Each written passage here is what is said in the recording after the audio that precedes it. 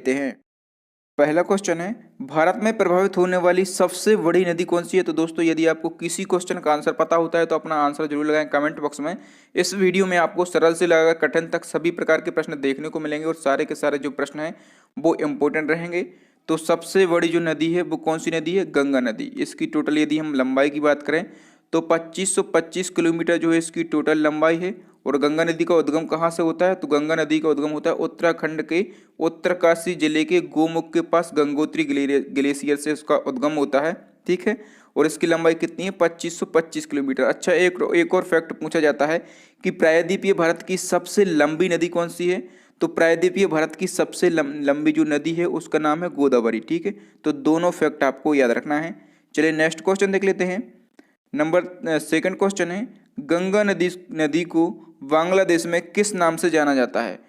तो गंगा नदी को बांग्लादेश में जाना जाता है पद्मा नाम से। ठीक है, तो इसका ऑप्शन जो ए है वो सही आंसर हो जाएगा। लेकिन ब्रह्मपुत्र नदी को बांग्लादेश में जमुना नाम से जाना जाता है। ब्रह्मपुत्र नदी में बांग्लादेश को किस नाम से जाना जाता है, जमुना नाम को। और ब्रह्मपुत्र नदी को तिब्बत में सांगपो नाम से जाना जाता है। ठीक है, तो तीनों आपको याद रखना है। नेक्स्ट क्वेश्चन देख लेते हैं। नंबर थर्ड क्वेश्चन है, गंगा और ब्रह्मपुत्र की संयुक्त जलधारा किस नाम से जानी जाती है। तो गंगा और ब्रह्मपुत्र की जो संयुक्त जलधारा है वो मेघना नाम से जानी जाती है। ठीक है, तो इस क्वेश्चन का जो सी ऑप्शन है ये सही आंसर हो जाएगा। नेक्स्ट क्वेश्चन देख लेते हैं। नंबर 4 क्वेश्चन है, निम्न में से किस नदी को एक विनाशक नदी कहा जाता है। तो विनाशक नदी किसे कहा जाता है, तो विनाशक नदी कहा जाता है कोसी नदी को। देखिए कोसी नदी को जो है विहार का शोक या अभिशाप भी कहा जाता है। ठीक है, और यदि हम बात करें दामोदर नदी की तो दामोदर नदी को बंगाल का शोक कहा जाता है।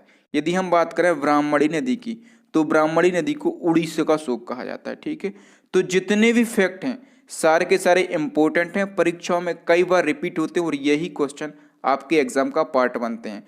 तो यहाँ से जितने भी जो मैं फैक्ट बताता हूँ वो आप नोट डाउन कर लें यदि एक बार में याद ना हो तो। ठीक है, और दोस्तों मैं बार बार बोलता हूँ कि इतने फैक्ट मैं इकट्ठा करता हूँ आपको बताता हूँ तो वीडियो को बिना लाइक करे मत जाया करें और हमारे चैनल को सब्सक्राइब कर लें क्योंकि इसी प्रकार के वीडियो हम हमेशा बनाते रहते हैं। तो नेक्स्ट क्वेश्चन देख लेते हैं। नंबर 5 क्वेश्चन है, निम्न में से किस नदी को उसकी पवित्रता के कारण दक्षिण भारत की गंगा कहा जाता है। तो आपको बताना है किस नदी को दक्षिण भारत की गंगा कहा जाता है। तो दक्षिण भारत की गंगा कहा जाता है कावेरी नदी को। ठीक है, दक्षिण भारत की गंगा किसको नदी को कहते हैं, कावेरी नदी को कहते हैं। इसको आप याद रखेंगे। और देखिए यदि पूछा जाए कि दक्षिण भारत की सबसे लंबी नदी कौन सी है तो कौन सी है, गोदावरी मैं आपको बता चुका हूं। और दक्षिण गंगा किस नदी को कहते हैं, तो गोदावरी नदी को कहते हैं दक्षिण गंगा। आपको कंफ्यूज बिल्कुल नहीं होना है। दक्षिण भारत की गंगा यदि पूछा जाए तो कावेरी नदी को कहते हैं दक्षिण भारत की गंगा। यदि पूछा जाए दक्षिण गंगा तो किसको कहते हैं, गोदावरी को। और वृद्धगंगा भी किसको कहते हैं, गोदावरी को। ठीक है, और दक्षिण भारत की सबसे लंबी नदी कौन सी है, गोदावरी नदी है। तो दोनों फैक्ट अलग हैं और दोनों अलग अलग परीक्षा में पूछे जाते हैं, तो इनको आप अच्छे से क्लियर कीजिएगा। नेक्स्ट क्वेश्चन देख लेते हैं। नंबर 6 क्वेश्चन है, भारत की लवण नदी के नाम से कौन सी नदी जानी जाती है। तो भारत की जो लवण नदी है किसको कहते हैं, तो लूनी नदी को भारत की लवण नदी के नाम से जाना जाता है। इंपॉर्टेंट नदी है, अभी आगे इसके बारे में कुछ और फैक्ट हम पढ़ेंगे।